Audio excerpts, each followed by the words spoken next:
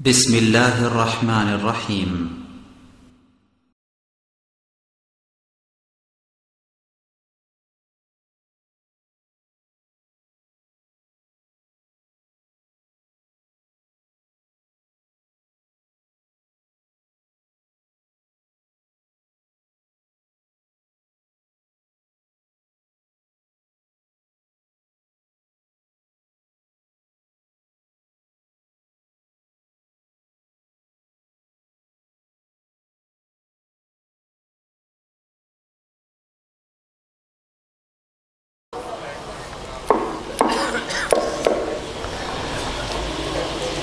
السلام عليكم ورحمة الله وبركاته. السلام ورحمة الله وبركاته. الحمد لله الحمد لله الحمد لله نحمده ونستعينه ونستغفره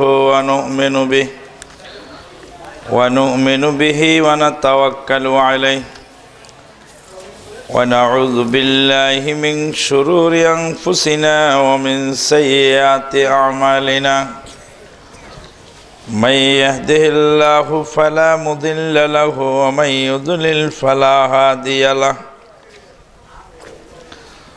وأشهد أن لا إله إلا الله وحده لا شريك له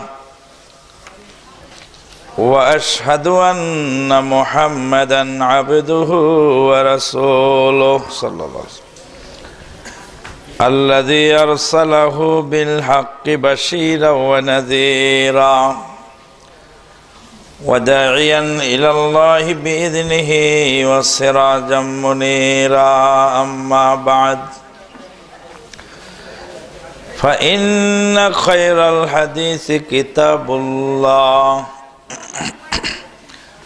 وخير الهدي هدي محمد صلى الله عليه وسلم وشر الأمور محدثاتها وكل محدثة بدعة وكل بدعة ضلالة وكل ضلالة في النار.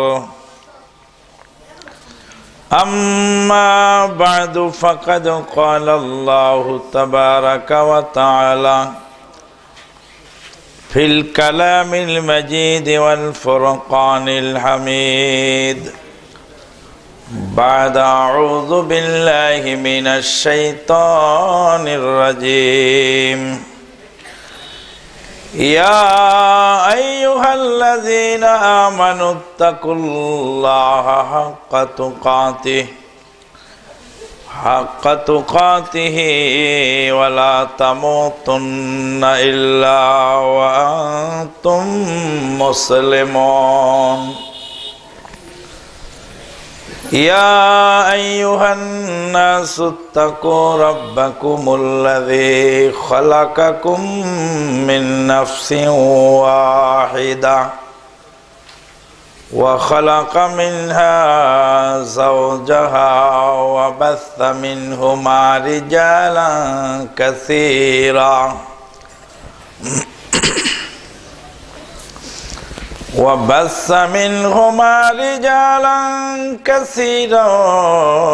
ونساء واتقوا الله الذي تساءلون به والأرحام إن الله كان عليكم رقيبا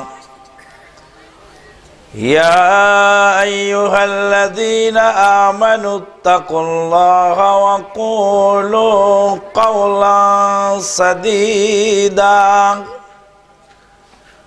يصلح لكم أعمالكم ويغفر لكم ذنوبكم ومن يطع الله ورسوله فقد فاز فوزا عظيما. وقال تعالى فمن كان يرجو لقاء ربه فليعمل عملا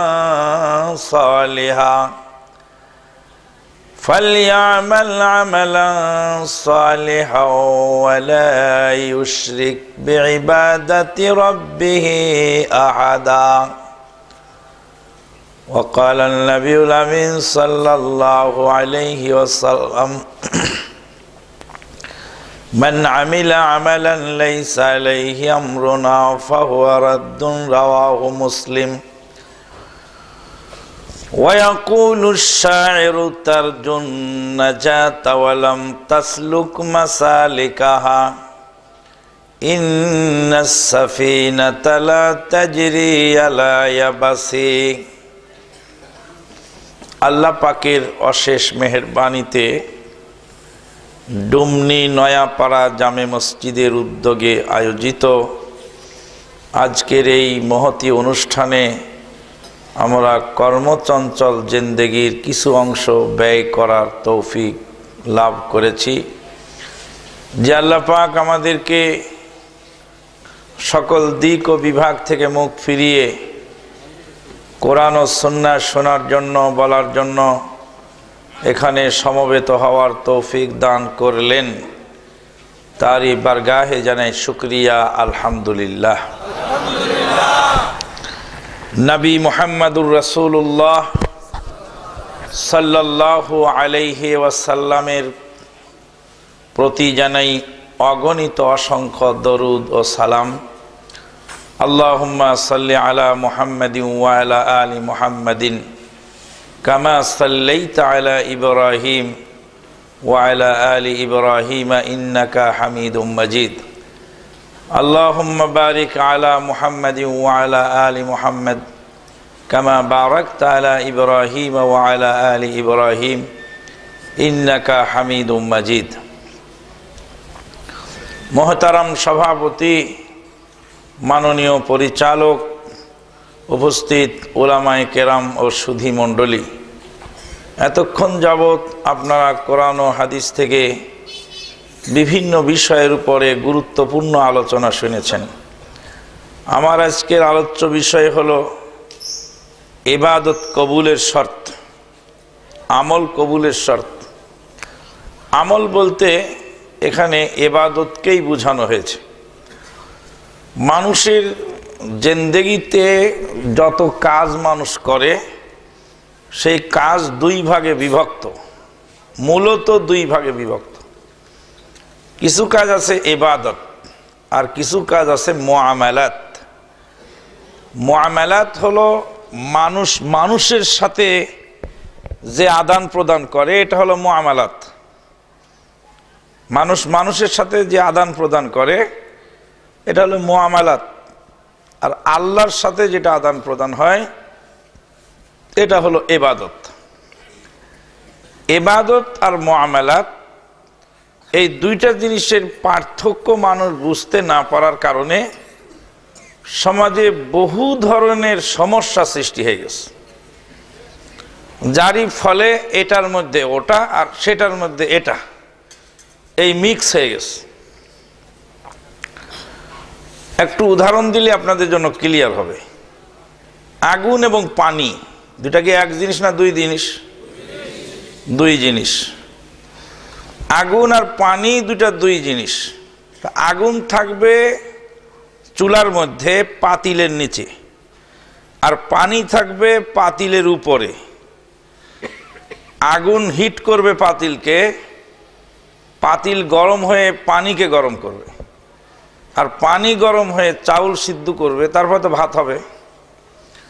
তাহলে পানি আর আগুন দুটাকে দূরে রাখার কোনো সুযোগ নেই। আগুন যেখানে থাকবে পানিও সেখানেই থাকবে, কিন্তু দুইটাকে একত্রে মিশায় দেওয়ার সুযোগও নেই। যারা দিন এবং দুনিয়াকে একাকার করে দেখে, দুনিয়ার যত কাজ করে সবই ইবাদত। গাছ কেটে রাস্তা ব্লক করতেছে, ওটা ইবাদত। মানুষকে মারতেছে, ওটাও ইবাদত। হরতাল ধর্মঘট করে রাস্তা বন্ধ করে দিচ্ছে পথচারীর, ওটাও ইবাদত। কেননা দিন এবং দুনিয়াকে মিশায় ফেলছে একসাথে। আগুন আর পানি যদি একসাথে চুলায় দেওয়া যায় তবে কি হবে? আগুন আর পানি একসাথে চুলার মধ্যে দিলে কি রান্না হবে? তাহলে আগুনের জায়গায় আগুন থাকবে আর পানির জায়গায় পানি থাকবে।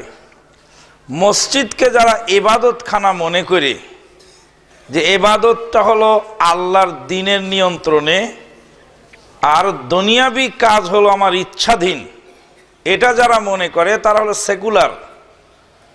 সেকুলারদের বক্তব্য হলো আগুন থাকবে এক জায়গায় আর পানি থাকবে আর এক জায়গায়।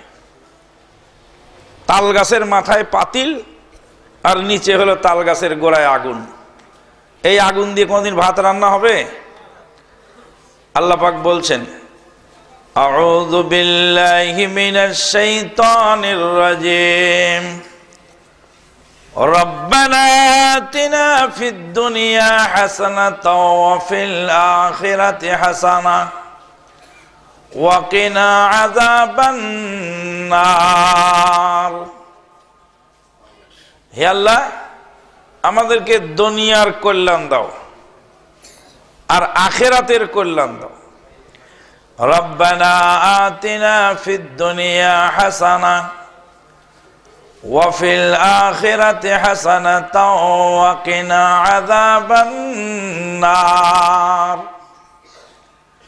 দুনিয়া থেকে যারা দূরে সরে গিয়ে বন জঙ্গলে গিয়ে ধ্যান করে, মসজিদে গিয়ে ইবাদত বন্দেগীর নামে দুনিয়াকে এড়িয়ে চলে, তারা হলো বৈরাগী। আগুন ছাড়া যেমন পানি গরম হবে না, আর পানি গরম না হলে যেহেতু চাউল সিদ্ধ হবে না, দুনিয়া ছাড়া আখিরাত অর্জন করা মোটেই সম্ভব নয়। দান করবেন, টাকা থাকলে তো দান করবেন নাকি? টাকা না থাকলে দান করবেন কি করে?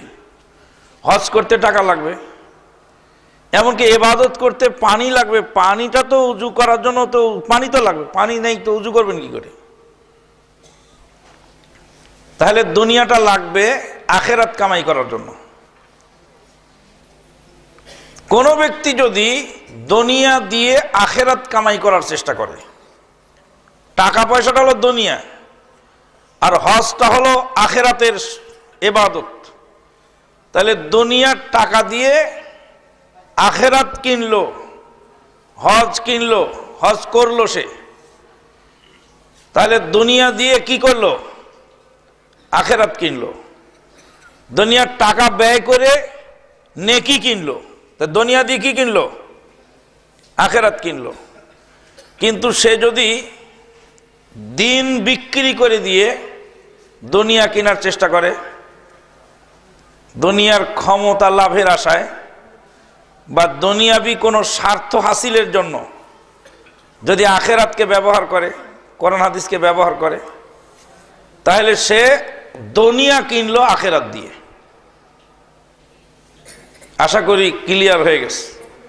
বলতেছিলাম যে মানুষের জিন্দেগিতে কাজ হলো দুই প্রকার। একটা হলো বান্দার সাথে বান্দার সম্পর্ক, আর একটা হলো আল্লাহর সাথে বান্দার সম্পর্ক। বান্দার সাথে বান্দার দুনিয়াবি কাজ যেটা করে সেই কাজটা হলো মুআমালাত। যেমন খানা খাবেন, আপনি খানাটা যে আপনি খাবেন, কিভাবে খাবেন? আপনি মাছ খাবেন আপনি ভুনা করে, নাকি সিদ্ধ করে, নাকি ঝোল করে, নাকি ফ্রাই করে, এটা আপনার রুচির ব্যাপার। যেহেতু এটা খাদ্য, এটা ইবাদত নয়। এখানে আপনার স্বাধীনতা আছে। এই খাদ্য মুসলিমেরাও খায়, হিন্দুরাও খায়। খাদ্যটা হলো পেটের ক্ষুধা নিবারণের জন্য, আর আল্লাহকে সন্তুষ্ট করার জন্য আপনি মাগরিবের নামাজ পড়তে যাবেন মসজিদে। মাগরিবের নামাজ কি জোরে পড়বেন না আস্তে পড়বেন? ওখানে আপনি এখতিয়ার চলবে? চলবে না। মাগরিবের নামাজ কি 3 রাকাত পড়বেন না 4 রাকাত পড়বেন? এখতিয়ার চলবে? চলবে না। তাহলে এখানে আপনার কোনো এখতিয়ার নেই, ইবাদতের ক্ষেত্রে আপনার কোনো এখতিয়ার নাই। আর দুনিয়াবি ক্ষেত্রে আপনাকে এখতিয়ার দেওয়া আছে, আর কিছুটা বাইন্ডিং দেওয়া আছে। আল্লাহ রাব্বুল আলামিন বলছেন, ফামান কানা ইয়ারজু লিকা রাব্বিহি ফালইআমাল আমালান সালিহান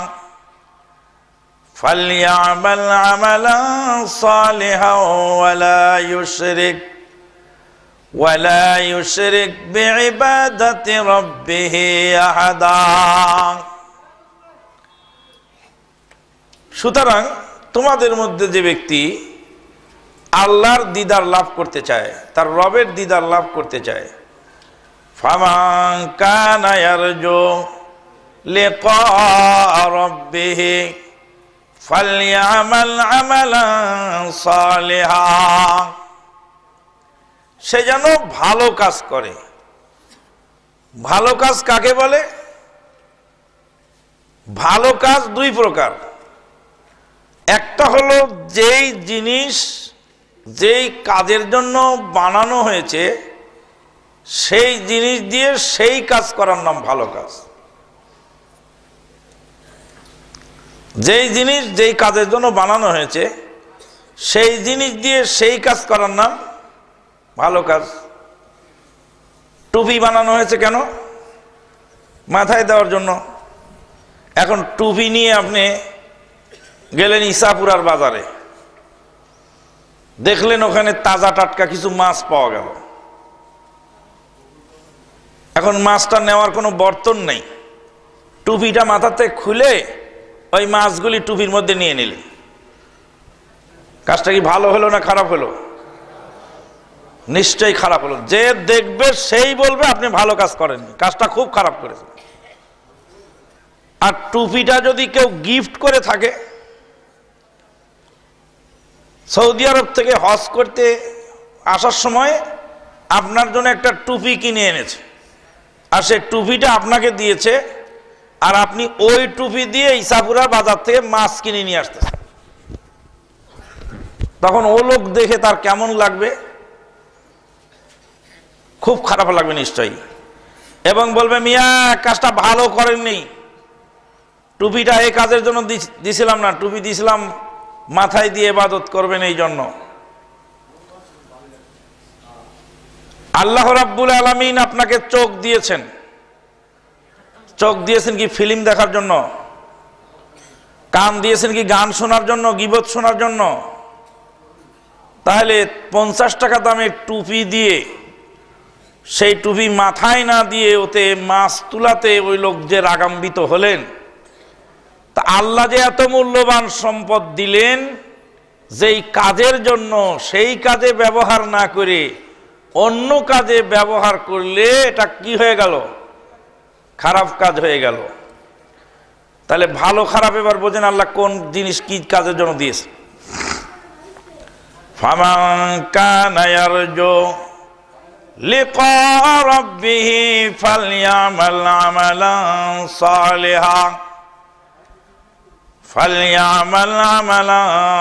সালিহান ওয়ালা ইউশরিক বিইবাদাতি রাব্বিহি আহাদা। ভালো কাজ দ্বিতীয় হলো আল্লাহ এবং তার রাসূল সাল্লাল্লাহু আলাইহি সাল্লাম যেই কাজ করার অনুমোদন দিয়েছেন সেটা ভালো, আর আল্লাহ এবং রাসূল সাল্লাল্লাহু আলাইহি সাল্লাম যেই কাজ অনুমোদন দেন নাই সেটা আপনার কাছে যত ভালো মনেই হোক না কেন সেটা ভালো নয়।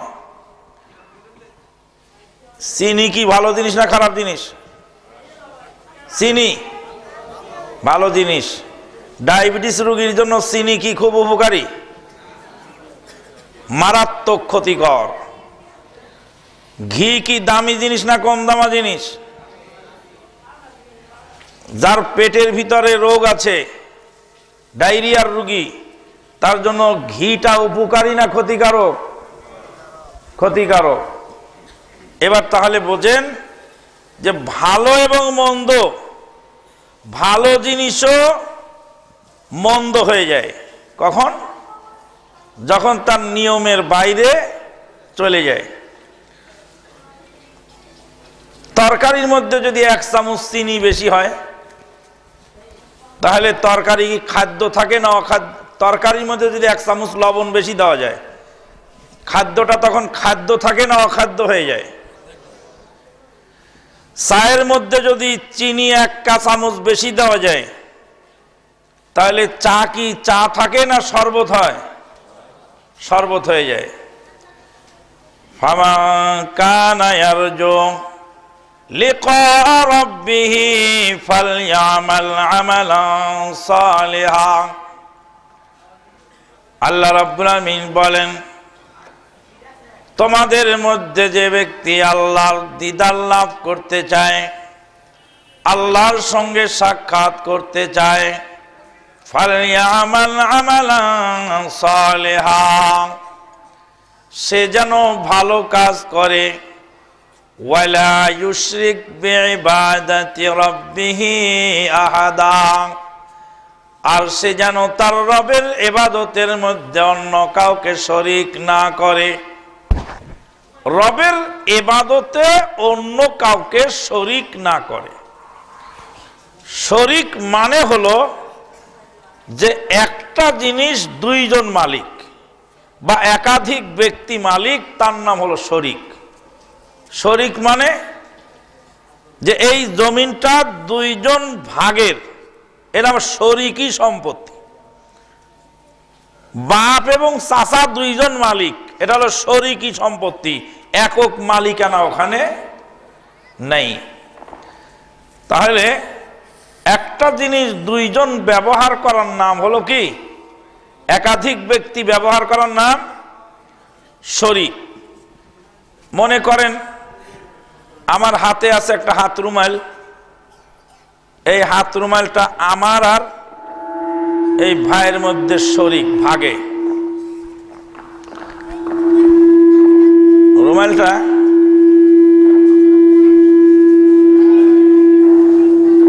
কি সমস্যা হলো? রুমালটা আমি নিলাম হাতে নিয়ে, শিন মুসলাম, মুছে ভাইকে দিলাম যে ভাই আপনিও নেন, মুখটা মোছেন। হবে? বরদাস্ত করবে কেউ? কেউ বরদাস্ত করবে না। একটা রুমাল একজনের মালিকানায় থাকে, ওটার মধ্যে কোনো ভাগ শরীক চলে না। একটা আন্ডারওয়্যার একজনের থাকে, নিজের ঘনিষ্ঠ বন্ধু হলেও সে আন্ডারওয়্যার একজন আরেকজনেরটা ইউজ করতে রুচিতে বড় বাধে। আল্লাহ রাব্বুল আলামিন বলছেন, ওয়া আন্নাল মাসাজিদা লিল্লাহ ওয়া আন্নাল মাসাজিদা লিল্লাহি ফালা তাদউ মা'আল্লাহি আহাদা। মাইক এখন ঠিক আছে, মাইক নাড়াচাড়া আর করবে না একটু, এখন একদম অ্যাকুরেট ঠিক আছে। ওয়া আন্নাল মাসাজিদা লিল্লাহ ফালা তাদউ মা'আল্লাহি আহাদা। সিজদার জায়গা শুধুমাত্র জন্য নির্ধারিত, সুতরাং আল্লাহর সঙ্গে অন্য কাউকে ডেকো না। তাওহীদ একমাত্র আল্লাহর সন্তুষ্টির জন্য ইবাদত করার নাম। আর ইবাদতের ভিতরে মানুষের সন্তুষ্টি আসলেই তখনই সেটা শরীক হয়ে গেল। আপনি মসজিদে 10টা টাকা দান করলেন, এই মসজিদে কাকে খুশি করার জন্য টাকাটা দিবেন? আল্লাহকে খুশি করার জন্য। এই টাকা দেওয়ার সময় যদি সামান্য পরিমাণ, যে আমি টাকাটা দিলাম লোকেরাও দেখুক আর আল্লাহ কিছু দিবেন, তাহলে ওই রুমালের মতো হয়ে গেল। অর্ধেক আল্লাহকে খুশি করার জন্য আর অর্ধেক বান্দাকে খুশি করার জন্য। টাকাটা দিলাম আগামীতে ইলেকশন, আমার টাকাটা দিলে লোকেরা দেখবে যে ইনি খুব দান করা লোক, এই দানশীলতা মনে করে আমাকে ওনারা ভোট দিবেন, ভোটের আশায় টাকাটা দিলাম। টাকাটা দান করাটাকে ইবাদত, আর ইবাদত করতে হবে আল্লাহকে খুশি করার জন্য। ওয়ালা ইউশরিক বিইবাদাতি রাব্বিহি আহাদা। তাহলে ইবাদতের প্রথম শর্ত হলো কেবলমাত্র শুধুমাত্র একমাত্র আল্লাহকে খুশি করার জন্য ইবাদত হতে হবে। এই ইবাদতের মধ্যে যদি মানুষকে খুশি করা অথবা মানুষকে দেখানো, লোক দেখানো হয়, তাহলে এই ইবাদত সঙ্গে সঙ্গে বানচাল হয়ে যায়। আল্লাহর নবী বলেন, সহিহ মুসলিম শরীফের হাদিস, হাসরের ময়দানে আল্লাহ পাক 3 ব্যক্তিকে দিয়ে জাহান্নাম উদ্বোধন করবেন, জাহান্নাম চালু করবেন 3 ব্যক্তিকে দিয়ে। তার প্রথম ব্যক্তি হবে, 3 ব্যক্তির মধ্যে একজন হবে দানশীল। আল্লাহ রাব্বুল আলামিন দানশীলকে ডাকবেন, ডেকে বলবেন, তোমাকে দুনিয়াতে অনেক টাকার মালিক বানিয়েছিলাম, টাকা পয়সা কম দেই নাই তোমাকে, টাকাগুলি কি করেছিল একটু বলো তো। বলবে যে আল্লাহ, আমি তোমার দেওয়া টাকা এমন কোনো রাস্তা নাই যে রাস্তায় ব্যয় করিনি। মাদ্রাসায়, মসজিদে, এতিমখানায়, মাইকটা আবার বাড়লো কেন? আগে যেভাবে ছিল ওভাবে রাখেন। মাদ্রাসায়, মসজিদে, এতিমখানায়, সব জায়গায় আমি দান করেছিলাম, কোনো খাত বাদ যায়নি। আল্লাহ বলছেন, দান তো করেছিলে বুঝলাম, তো উদ্দেশ্যটা কি ছিল বলো? তখন আল্লাহর বান্দা বলছেন, উদ্দেশ্য আমার ছিল তোমাকে সন্তুষ্ট করা। আল্লাহ বলছেন, কাযাবতা, তুমি মিথ্যা কথা বলছো। আল্লাহ তো মনের খবর জানেন নাকি? আল্লাহ বললেন, কাযাবতা, তুমি মিথ্যা কথা বলছো। ফাউমিরা বিহি, এ ব্যক্তির ব্যাপারে আল্লাহর নির্দেশ হলো, ফাসুহিবা আলা ওয়াজহিহি, তার ঠ্যাঙের মধ্যে দড়ি লাগিয়ে নাকের উপরে তাকে হ্যাঁচড়ানো হলো। আল্লাহ পাক অর্ডার দিলেন যে একে ঠ্যাং ধরে টানো। কতক্ষণ? ঠ্যাং ধরে টানতে থাকলো, টানতে টানতে নিয়ে গেল। ফাসুহিবা আলা ওয়াজহিহি, তার নাকের উপরে টানলো, মুখের উপরে। হাত্তা উলকিয়া ফিন্নার, জাহান্নামে ফিকে ফেলে দেওয়া হলো।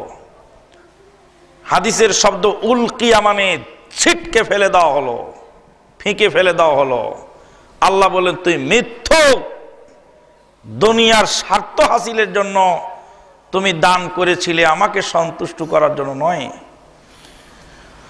মসজিদ কমিটিতে যতদিন তোমার নাম ছিল ততদিন তুমি দান করেছিলে, যেদিন কমিটি থেকে নাম মুছে গেছে সেদিন তোমার মুষ্টির চালও বন্ধ হয়েছে।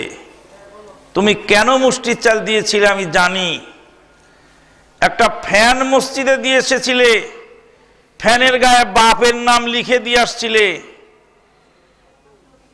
মানুষকে দেখানোর জন্য যে অমুক লোক দিয়েছে। একটা আলমারি দিয়েছিলে, আলমারির উপরে লেখা ছিল অমুকে দিয়েছে, দাতার নাম। তুমি তো আমাকে সন্তুষ্ট করার জন্য করো নেই, তুমি মানুষকে দেখানোর জন্য করেছো। অতএব তোমার আমল আমি আল্লাহ গ্রহণ করলাম না। আল্লাহর রুচি অপরিসীম, মানুষের রুচি সীমিত। মানুষের কথাটা একটু শোনেন। আপনি গেলেন আপনার ভাইরার বাড়িতে দাওয়াত দিতে, একজন ধনাঢ্য ব্যক্তি তার বাড়িতে গেলেন দাওয়াত দিতে, মেয়ের বিয়ে। তো ওনাকে যায় বললেন যে আপনি আমার মেয়ের বিয়েতে অবশ্যই থাকবেন, আপনি আমার খুব নিকটস্থ আত্মীয়, আপনি না গেলে হবেই না। পাশে বসা ছিল আরেক ভাইরা, গরিব মানুষ, তাকে বললেন ভাইজান আপনিও যায়েন। এনাকে বললাম যে আপনি না গেলে হবেই না, আপনি আমার নিকটস্থ, আপনার কথা আমার মেয়েও বলেছে যে ওই খালু না আসলে আমার বিয়ে ভালো হবে না। পাশে আর এক ভাইরা ছিলেন, ওনাকে বললাম ভাই আপনিও যায়েন। আবার দুইজনের মধ্যে পার্থক্য বুঝলেন তো, একজনকে আন্তরিকভাবে দেওয়া হলো আর একজনকে চক্ষু লজ্জায় লোক দেখানো দেওয়া হলো। আপনার আমার বাড়িতে আপনি বসে আছেন, আধা ঘন্টা যাবৎ কথা বললাম, কোনো নাস্তা পানির কোনো কথাই নেই, আপনি উঠে চলে যাচ্ছেন, তখন বললাম যে ভাইজান একটু চা খেয়ে গেলেন না? আপনি বুঝলেন না যে চাটা কি খাওয়ানো? এটা যে লোক দেখানো, এটা যে লোকাচার, এটা যে আন্তরিক নয়, এটা আপনি বোঝেন না? আপনি বুঝলেন না যে আমি খাওয়ানোর উদ্দেশ্যে বলি নাই, লোকে বলে তাই আমিও বললাম। আপনি কি বুঝলেন? ওই ভাইরা কি বুঝলো না যে ওনাকে বললেন যে আপনাকে যেতেই হবে, আপনি না গেলে আমার মেয়ের বিয়ে হবেই না, আর ওনাকে বললেন যে আপনিও যেন, আপনিও কিন্তু যাবেন। মানুষ এই ধরনের দাওয়াত গ্রহণ করে না, মানুষ জানে যে কোনটা আন্তরিক আর কোনটা মুখের। আল্লাহ রাব্বুল আলামিন যারা দান করেননি তাদেরকে জাহান্নামে ফেলবেন, হাদিসে তা বলা হলো না। হাদিসে বলা হলো যেই দাতা দান করেছে মানুষকে খুশি করার জন্য, লোক দেখানোর জন্য, সেই দাতাকে নাকের উপরে হেঁচড়িয়ে টেনে ফেলে দেওয়া হলো। দান না করা ভালো ছিল, তবে মানুষকে দেখানোর জন্য দান করাটা ভালো হয় নাই। আল্লাহু আকবার, সুবহানাল্লাহি বিহামদিহি, সুবহানাল্লাহিল আযীম। আল্লাহর ইবাদত যদি মানুষকে খুশি করার জন্য, গায়রুল্লাহকে খুশি করার জন্য হয়, তাহলে তাকে বলা হয় শিরক। নবী সাল্লাল্লাহু আলাইহি ওয়াসাল্লাম বলেন, আখওয়াফু আলা উম্মতি মা আখাফু আলাইকুম, আখওয়াফু মা আখাফু আলাইকুম আশ-শিরকুল আসগর। হে উম্মত, তোমাদের উপরে আমি সবচেয়ে ভয়াবহ মনে করলাম, যত কিছু তোমাদের জন্য আশঙ্কাজনক মনে করি তার ভিতরে সবচেয়ে বেশি আশঙ্কাজনক হলো যেটা গোপন শিরক। সাহাবায়ে কেরামগণ বললেন, গোপন শিরক কাকে বলা হয়? নবী সাল্লাল্লাহু আলাইহি সাল্লাম বলেন, আশ-শিরকুল আসগর হুয়া আর রিয়া, সেটা হলো মানুষকে দেখানোর জন্য দান। মানুষকে দেখানোর জন্য দান। আমি হজ করে এসেছি, আমার নামের আগে আলহাজ আমি লিখে দিলাম, হাজি মার্কেট লিখে দিলাম, হাজি ভিলা লিখে দিলাম, মানুষের কাছে প্রচার করলাম যে আমি হজ করে এসেছি। যদি মানুষকে প্রচার করার উদ্দেশ্যে হয় তাহলে আল্লাহর দরবারের কোনো নেকি নাই। ডক্টর মোহাম্মদ শহীদুল্লাহ সাহেব 7 ভাষার পণ্ডিত, তার কাছে গেলেন একজন ব্যক্তি কিছু মাদ্রাসার অনুদান আনার জন্য। ডক্টর মোহাম্মদ শহীদুল্লাহ সাহেব কিছু চাঁদা দিলেন। চাঁদা দেওয়ার পরে মাদ্রাসার আলেম সাহেব একটা রসিদ কাটলেন, রসিদের পরে লিখলেন আলহাজ ডক্টর মোহাম্মদ শহীদুল্লাহ। ডক্টর মোহাম্মদ শহীদুল্লাহ সাহেব বলেন, মিয়া সাহেব আমার নামটা তো ভুল হয়ে গেছে লেখা, আপনি ঠিক করে লিখতে পারেন নাই। বলে কি লিখতে হবে? লিখতে হবে যে ইমানদার, নামাজি, যাকাত দাতা, রোজা পালনকারী, হজকারী ডক্টর মোহাম্মদ শহীদুল্লাহ। বলছে তা লিখবো কেন? বলছে দৈনিক 5 ওয়াক্ত নামাজ পড়ি, তো আমার নামের আগে নামাজি শব্দ লেখেন নেই কেন? দৈনিক কোরআন তেলাওয়াত করি, কোরআন তেলাওয়াতকারী লেখেন নেই কেন? প্রতি বছর যাকাত দেই, যাকাত দাতা লেখেন নেই কেন? প্রতি বছর 1 মাস করে রোজা রাখি, রোজা পালনকারী লেখেন নেই কেন? জীবনে একবার হজ করেছি, তো আলহাজ লিখলেন কেন? জীবনে কি কোনোদিন শুনেছেন যে আলহাজ আবু বকর সিদ্দিক? জীবনে কি কোনোদিন শুনেছেন যে আলহাজ রাসূলুল্লাহ যদি না হয়, যার হজ কবুল হলো তার নামের আগে যদি আলহাজ না থাকে, যাদের হজ কবুল হলো তাদের নামের আগে যদি আলহাজ না থাকে, তো আমার নামে কেন থাকবে? তাহলে ইবাদত কবুলের জন্য 1 নাম্বার শর্ত হলো ইখলাস। ইখলাস মানে হলো আল্লাহকে খুশি করার জন্য কাজ করতে হবে। আল্লাহকে খুশি করার জন্য বান্দা যখন কাজ করে, তখন বান্দার মধ্যে আর কোনো গোলমাল থাকে না। আমি আল্লাহকে খুশি করার জন্য যদি কাজ করি, তাহলে কোনো গোলমাল থাকবে না। আপনাদের ডুমনি নয়াপাড়া মসজিদে আমি ঢুকলাম, মনে মনে আমার ইচ্ছা যে আমি ইমামতিটা করব। ইমামতি করার লোভে আমি মাগরিবের সময় তাড়াতাড়ি ঢুকলাম, উদ্দেশ্য আমি ইমামতি করব। ইমাম সাহেব যায় নামাজে দাঁড়িয়ে যাবেন ভাব। তো ইমাম সাহেব যদি যায় নামাজে চলে যান, তা আমি তো আর সুযোগ পেলাম না। তা আমি ঢুকার আগে করতে লাগলাম যাতে আমাকে দেখে যায় নামাজটা ছেড়ে দেয়। কিন্তু ইমাম সাহেব দিলেন না যায় নামাজ ছেড়ে। তখন আমি কিনারে দাঁড়িয়ে মুক্তাদি হয়েই পড়লাম। নামাজ পড়ে 3 রাকাত নামাজ তো পড়লাম, কিন্তু নামাজটা আর হলো না। পুরা 3 রাকাত নামাজের ভিতরেই মনের ভিতরে খুব জ্বালাপুরা। সারা পৃথিবীর বিভিন্ন জায়গায় যাই, কত জায়গায় ইমামতি করি। মদিনায় করলাম, বাহরাইনে করলাম, মালদ্বীপে করলাম, বাহরাইন মসজিদের খতিবের দায়িত্ব পালন করলাম, মদিনার মসজিদের খতিবের দায়িত্ব পালন করলাম, রিয়াদের মসজিদের খতিবের দায়িত্ব পালন করলাম। মদিনার মসজিদ বলতে মসজিদে নববী নয়, মদিনা শহরের আল খোদারি কোম্পানির মসজিদ। তো এত মসজিদে ইমামতি করলাম, ডুমনির মসজিদের ইমাম সাহেব আমাকে ইমামতি দিলেন না। মনটা খুব জ্বালাপুরা শুরু হয়েছে। আমি তো আসলে নামাজ পড়তে যাই নাই, আমি গেছি ওখানে ইমামতির লোভে। এখন মনে মনে খুব ভাবছি কি করা যায়। চট করে একজন মুসল্লি ইমাম সাহেবকে বলে, ও মিয়া সাহেব, এত বড় একজন মাদানী আলেম আসলেন, তো আপনি কি তাকে ইমামতি দিতে পারলেন না? ইমামতি করা এত শখ কেন? এত বড় ইমাম আলেমকে পিছনে রেখে আপনি সামনে চলে গেলেন। তখনই আমার তেজটা বেড়ে গেল। ওনার মতো লালুয়ার হলে ইমাম আমাকে না দিলে কি হবে? আমার মর্যাদা কি উনি বলে? উনি 1.5 টাকা দামের ইমাম, উনি কি বোঝেন? ইন্না লিল্লাহি ওয়া ইন্না ইলাইহি রাজিউন। আমি তো আল্লাহকে খুশি করার জন্য যাই নাই। আল্লাহকে খুশি করার জন্য যদি আমি যেয়ে থাকি, তাহলে মসজিদের এক কোনায় দাঁড়িয়ে 3 রাকাত পড়তে হবে আমাকে। ল্যাংরা লুলা কানা আতুর, অল্প বিদ্যা, ছেঁড়া ফাটা জামা, গরিব দুঃখী যেই ইমামতি করুক না কেন, আমার নামাজ হয়ে গেছে, আমার আর কোনো সমস্যা নাই। কিন্তু আমি যদি ইমামতির লোভে যেয়ে থাকি, তাহলে সেখানে গোলমাল লাগবে। ইমাম তিরমিজি রহমাতুল্লাহ আলাইহি তিরমিজির মধ্যে একটা হাদিস এনেছে।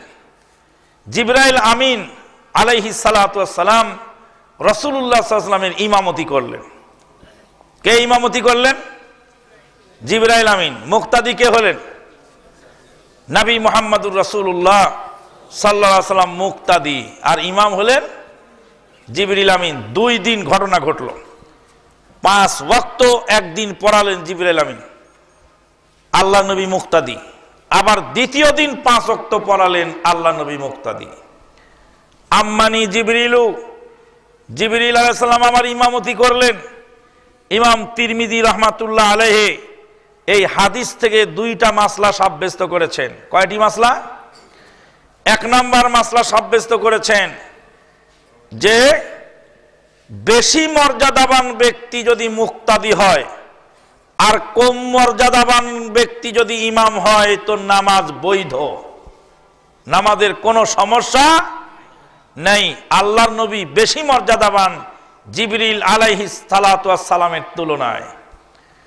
কম মর্যাদাবান ব্যক্তি ইমাম আর বেশি মর্যাদাবান ব্যক্তি মুক্তাদি, নামাজের কোনো ত্রুটি হয় না। যদি ত্রুটি হতো তাহলে জিবরিলের ইমামতিতে আল্লাহর নবীর নামাজ বৈধ হতো না। 2 নাম্বার মাসলা হলো, কোন ব্যক্তি যদি নফল ইবাদত করে বা সুন্নত ইবাদত করে, ইমাম যদি নফল আদায়কারী বা সুন্নত আদায়কারী হয় আর মুক্তাদি যদি ফরজ আদায়কারী হয়, তবুও নামাজ বৈধ। ফেরেশতার উপরে কোনো নামাজ ফরজ নাই, ফেরেশতারা যত নামাজ পড়েন সবই নফল। জিবরিল আলাইহিস সালাতু ওয়াস সালাম নামাজ পড়ালেন 5 ওয়াক্ত, 5 ওয়াক্ত নামাজ ফেরেশতার জন্য নফল, ফেরেশতার উপরে কোনো নামাজ ফরজ নেই। আর আল্লাহর নবী মুক্তাদি হলেন, আল্লাহর নবী ফরজ আদায় করলেন। এখান থেকে উলামায়ে কেরাম বলছেন, আপনি রমজান মাসে এসে মসজিদে ঢুকে দেখছেন যে তারাবির জামাত চালু হয়ে গেছে, আপনার এশা বাকি, আপনি এশার নিয়ত করে তারাবিতে শামিল হবেন, ইমাম তারাবি পড়বেন সুন্নত বা নফল, আর আপনি তার পিছনে এশার ফরজ পড়বেন।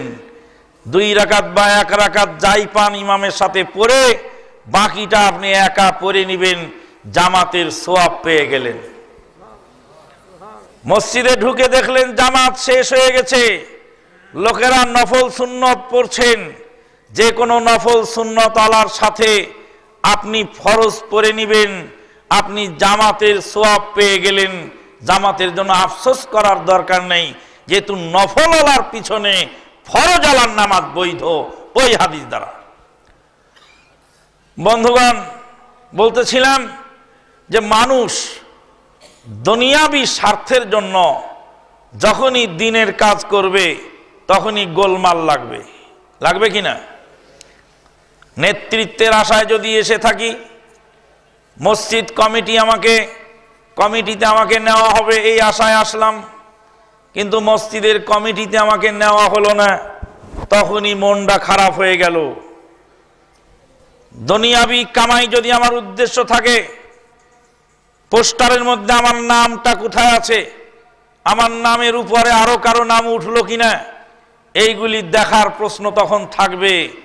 আল্লাহর কসম, আল্লাহকে সন্তুষ্ট করার জন্য যদি এই কাজ হয়, তাহলে কশিন কালেও সেখানে গোলমাল হবে না। সুবহানাল্লাহি ওয়া বিহামদিহি সুবহানাল্লাহিল আযীম। কালকে বলছিলাম সুলাইমান আলাইহিস সালাতু ওয়াস সালামের সেই ঘটনা। সুলাইমান আলাইহিস সালাতু ওয়াস সালাম বিচার করলেন। সুলাইমান আলাইহিস সালামের পিতা দাউদ আলাইহিস সালাম একটা বিচার করেছিলেন। কি বিচার? এক মহিলার বাচ্চা, 2 মহিলার বাচ্চা এক জায়গায় শোয়ানো, একজনের বাচ্চা বাঘে খেয়ে ফেলেছে, আর একজনের বাচ্চা রয়ে গেছে। এখন 2 মহিলাই ইনিয়ে বিনিয়ে বলছে এটা আমার বাচ্চা। ও বলে আমার বাচ্চা, ওরটা বাঘে নিয়েছে, আর ও বলে এটা আমার, ওরটা বাঘে নিয়েছে। 2 জনের মধ্যে ঝগড়া। এই ঝগড়া মীমাংসা করলেন দাউদ আলাইহিস সালাম। দাউদ আলাইহিস সালাম দেখতে পেলেন যে যেই মহিলার বাচ্চা নয়, সেই মহিলার চাপার জোর বেশি। চাপার জোরে কেঁদে কেটে ইনিয়ে বিনিয়ে সেই মহিলা নিজের পক্ষে রায় নিয়ে গেল। পরে দাউদ আলাইহিস সালাম ফয়সালা করে দিলেন যে বাচ্চা এই মহিলা। আল্লাহর নবী সাল্লাল্লাহু আলাইহি সাল্লাম বলেন, কোন সময় দেখা যায় সাক্ষী দেখে আমরা বিচার করি। সাক্ষীতে যদি যার মাল সে যদি চাপাবাজি না জানে, তার ভিতরে যদি কথা বলার ঢং না থাকে, তাহলে যার জিনিস সে ঠকে যায়, আর যার জিনিস নয় সে জিতে যায়। দুনিয়ার মানুষের সাক্ষী দেখে ফয়সালা হয়, কিন্তু আদালতে রায় পেলেই সেটা চূড়ান্ত ফয়সালা নয়। বায়তুল মাকদেসের সমস্ত লোক বিবি মারিয়ামকে জেনাকার বলে, বিবি মারিয়ামকে জুতা পিটা করে, চুলের ঝুঁটি ধরে, ঘাড়ে ধাক্কা দিয়ে বায়তুল মাকদেস থেকে বের করে দিয়ে বলছিল যে তুমি বিনা স্বামীতে বাচ্চা জন্ম দিয়েছো, তুমি জেনাকার। বায়তুল মাকদেসের একজন লোকও বলে নেই যে বিবি মরিয়ম নির্দোষ। সমস্ত বায়তুল মাকদেসের মানুষের দৃষ্টিতে বিবি মরিয়ম জেনাকার, কিন্তু আল্লাহর আদালতে সে নিষ্পাপ। বিবি মরিয়মকে বলা হলো, ইয়া উখতা হারুন মা কানা আবুকা ইমরাআ সাও ওয়া মা কানাত উম্মুকা বাগিয়া। হে হারুনের বোন, তোমার বাপ খারাপ মানুষ ছিল না, আর তোমার মা জেনাকার ছিল না। ভালো মানুষের ঘরে, ভালো মানুষের ঔরসে, ভালো মানুষের গর্ভে জন্ম নিয়ে এই কুলাঙ্কার কলঙ্কিনী জীবন কোত্থেকে তুমি পেলে? বিবি মরিয়ম বায়তুল মাকদেস থেকে দূরে জঙ্গলে খেজুর গাছের সাথে ঢেস লাগায় বসে বসে কাঁদছে আর বলছে, ক্বালাত ইয়া লাইতানি মিততু ক্বাবলা হাযা ওয়া কুনতু নাসিয়াম মানসিয়া। আফসোস, এহেন জঘন্য অপবাদ শোনার আগে যদি আমার মৃত্যু হয়ে যেত, আমি যদি নিশ্চিহ্ন হয়ে যেতাম, তাহলে কতই না ভালো হতো। আল্লাহ বলেন, মারিয়াম কেঁদো না, কেঁদো না, আফসোস করো না। আল্লাহ রাব্বুল আলামিন তোমাকে মর্যাদাবান বানাবেন। মারিয়াম কেঁদো না, কেঁদো না, কেঁদো না। হুজ্জি ইলাইকি বিজিদিন নাখাল তুসাকিত আলাইকি রুতাবান জানিয়া। আফসোস করো না, সবুর করো তুমি। কিয়ামত পর্যন্ত কোরআনের মধ্যে সূরা মারিয়াম নাজিল হবে, তামাম বিশ্বের মানুষ জানবে মারিয়াম নির্দোষ। মানুষের আদালতে কোন আলেম যদি নারী ধর্ষণকারী প্রমাণিত হয়, আর আদালতে যদি সে আলেম নিষ্পাপ হয়ে থাকেন, তাহলে মানুষের আদালতের বিচারকদেরও আবার আর একদিন বিচার হবে। আল্লাহ পাক বলছেন, আলাইসাল্লাহু বিআহকামিল হাকিমিন, আল্লাহ কি চূড়ান্ত ফয়সালাকারী নন? বন্ধুগণ, বলতেছিলাম যে আদালতে রায় পেলেই সেটা সঠিক হয় না, মানুষের বিদ্যা সীমিত। বায়তুল মাকদেসের সমস্ত লোক প্রমাণ করলো বিবি মরিয়ম জেনাকার, কিন্তু আল্লাহর দৃষ্টিতে তিনি নিষ্পাপ। বন্ধুগণ, দাউদ আলাইহিস সালাম বিচার ফয়সালা করলেন। যে মহিলার বাচ্চা নয়, সেই মহিলা ইনিয়ে বিনিয়ে বলাতে উনি মনে করলেন এরই বাচ্চা, তাই তাকে দিয়ে দিলেন। বাচ্চাটা নিয়ে চলে যাচ্ছে, নিজের বাচ্চাটা বাঘে খাইছে, আর একজনেরটা নিয়ে চলে যাচ্ছে। ধোঁকা দিয়ে সুলাইমান আলাইহিস সালাম বললেন, না আব্বাজান, বিচারটা আমি একটু করে দেই।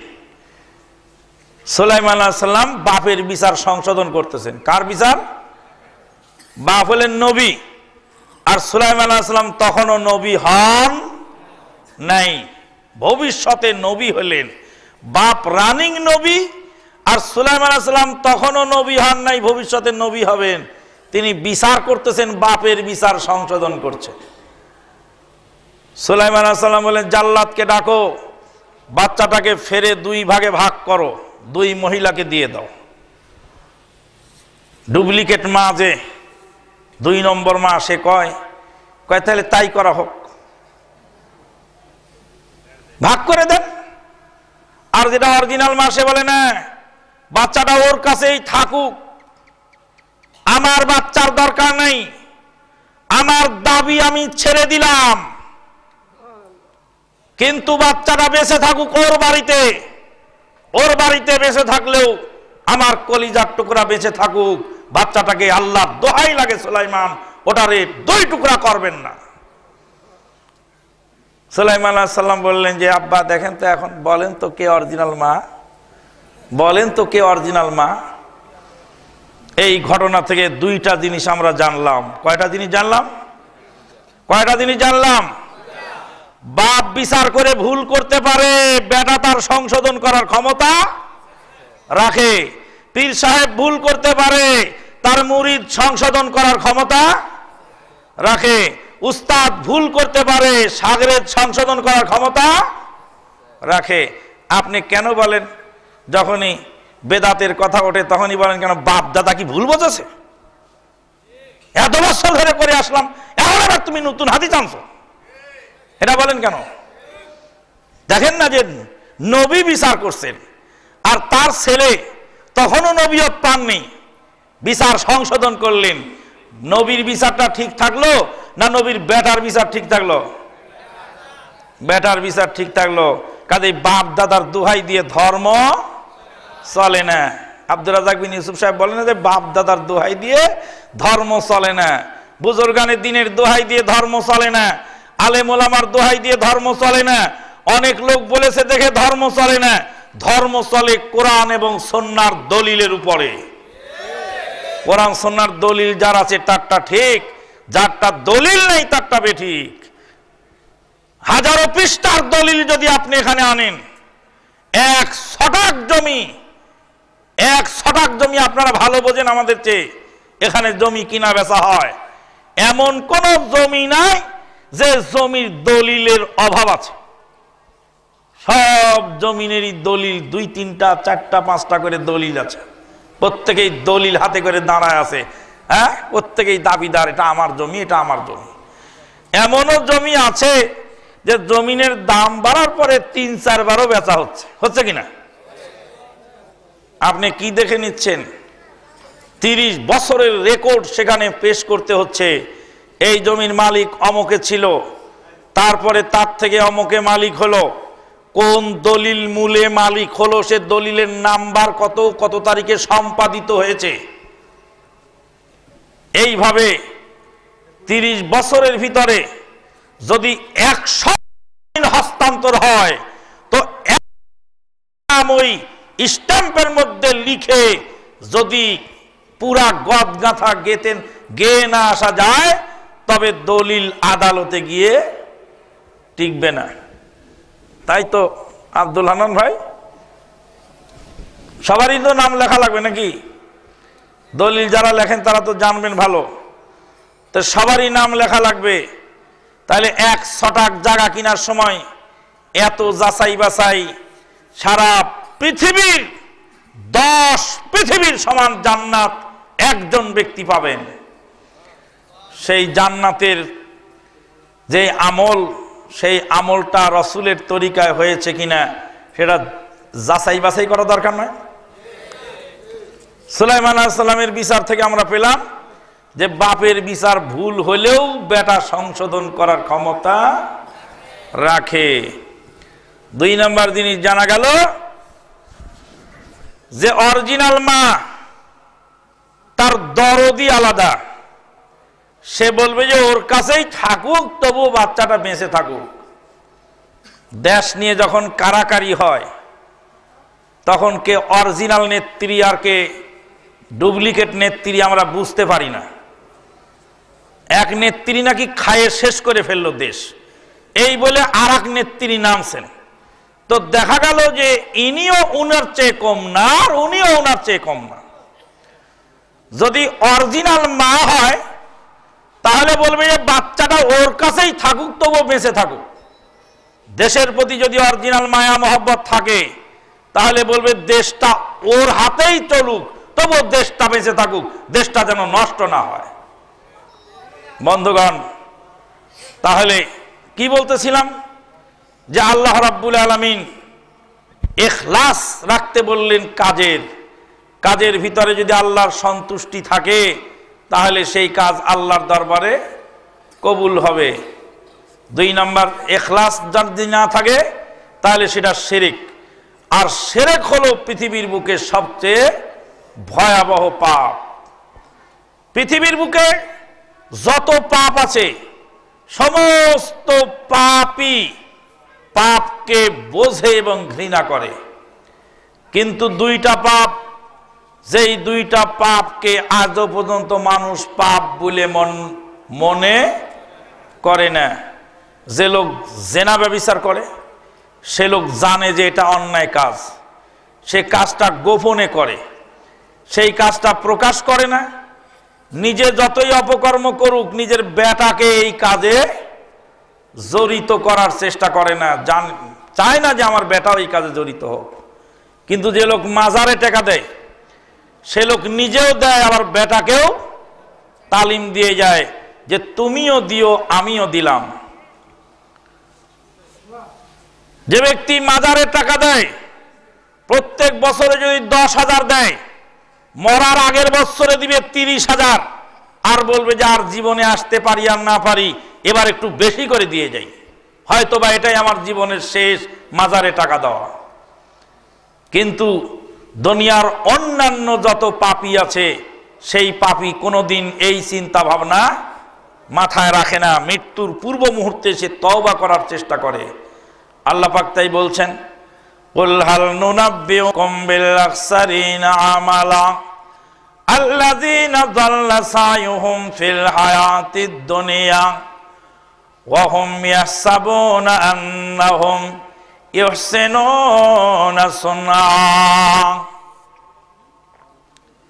হে নবী, আপনি বলে দিন তোমাদেরকে কি আমি জানাবো না তাদের সম্পর্কে যারা নিজেদের আমলের ব্যাপারে সবচেয়ে বেশি ক্ষতিগ্রস্ত। আল্লাযীনা যাল্লা সায়ুহুম ফিল হায়াতিদ দুনিয়া, যারা তাদের নিজেদের প্রচেষ্টাকে নষ্ট করে দিয়েছে। ওহুম ইয়াহসাবুনা আন্নাহুম ইহসিনুনা সুন্না, তারা মনে করে আমরা খুব ভালো কাজ করলাম। শিরক এবং বেদাত যারা করে তারা ভালো কাজ মনে করে করে। আল্লাহ পাক বলেন, ওয়ালাকাদ উহিয়া ইলাইকা ওয়া ইলাল্লাযীনা মিন ক্বাবলিক লাইন আশরাকতা লায়াহবাতান্না আমালুক ওয়া লা তাকুনান্না মিনাল খাসিরিন। ওয়ালাকাদ উহিয়া ইলাইকা ওয়া ইলাল্লাযীনা মিন ক্বাবলিক, হে নবী আপনার প্রতি ওহী করা হয়েছে, আপনার পূর্ববর্তীদের উপরে ওহী করা হয়েছিল। লাইন আশরাক, যদি আপনি শরীক করেন শিরক করেন, লায়াহবাতান্না আমালুক ওয়া লা তাকুনান্না মিনাল খাসিরিন, অবশ্যই আপনার আমল বাতিল হয়ে যায়, অবশ্যই আপনি ক্ষতিগ্রস্তদের অন্তর্ভুক্ত হয়ে যাবেন। জীবনে করেছি কত ভুল ও প্রভু, জীবনে করেছি কত ভুল, দয়া করে মাফ করো তুমি যে গাফুর আল্লাহ। জীবনে করেছি কত ভুল, বড় ভুল করেছি শিরক বেদাত করে, আরো ভুল করেছি পিতা মাতার সাথে। শিরক বেদাতের কোন আমল, শিরক বেদাতের কোন আমল হয় না কবুল আল্লাহ। জীবনে করেছি কত ভুল ও প্রভু, জীবনে করেছি কত ভুল। আল্লাহ পাক বলেন, ইন্নাহু মান ইউশরিক বিল্লাহি ফাকাদ হারামাল্লাহু আলাইহিল জান্নাহ ওয়া মাওয়াহুন নার ওয়া মা লিয-যালিমিনা মিন আনসার। যে ব্যক্তি আল্লাহর সঙ্গে শরীক করে জান্নাত তার জন্য চিরতরে হারাম, তার জন্য চিরস্থায়ী বাসস্থান জাহান্নাম। ওয়া মা লিয-যালিমিনা মিন আনসার, পৃথিবীর ভয়াবহ জালেম হলো মুশরিক, যারা শিরক করে তারা হলো পৃথিবীর বড় ভয়াবহ মুশরিক। এই জালেমদের জন্য কোনোই সাহায্যকারী নাই। শিরক করে আল্লাহকে অপমান করা হয়, শিরক করলে আল্লাহকে অপমান করা হয়, শিরক করলে আল্লাহকে অবজ্ঞা করা হয়, শিরক করলে আল্লাহকে অপমান করা হয়।